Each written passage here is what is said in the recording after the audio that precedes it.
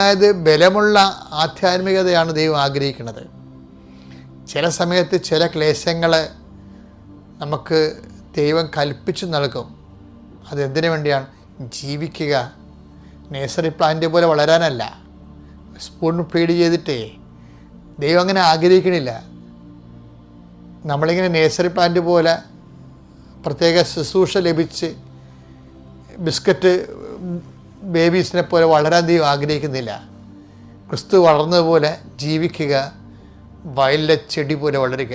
ക്ലേശങ്ങളെ ദൈവത്തിൻ്റെ അന്നു വേണ്ടി ആഹാരം കൊണ്ട് എടുത്തുകൊണ്ട് ആത്മാവിനെ ബലപ്പെടുത്താൻ വേണ്ടി ക്രിസ്തുവിൻ്റെ ശക്തി ആവഹിക്കുന്ന ദിവസങ്ങളാണ് നമ്മുടെ ഈ ദിവസങ്ങളിലുള്ള ആചാരങ്ങളും അനുഷ്ഠാനങ്ങളും.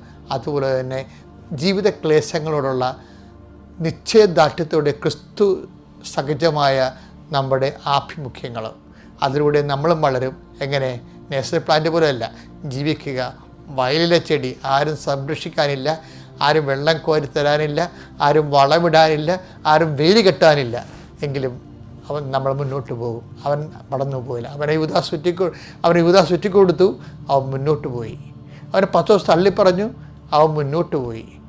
അവനെ പീലാത്തോസ് കൈകഴുകി തള്ളിപ്പറഞ്ഞു, അവൻ മുന്നോട്ട് പോയി. അവൻ്റെ ചങ്കിൽ കുത്തി, എന്നിട്ടും അതിൽ നിരത്തവും വെള്ളവും ചൊരിഞ്ഞുകൊണ്ട് അവൻ മുന്നോട്ട് പോയി. പിതാവിൻ്റെ ഇഷ്ടം നിറവേറ്റിക്കൊണ്ട് മഹത്വ കിരീടം ചൂടാൻ. ഇത് യാത്രയാണ്.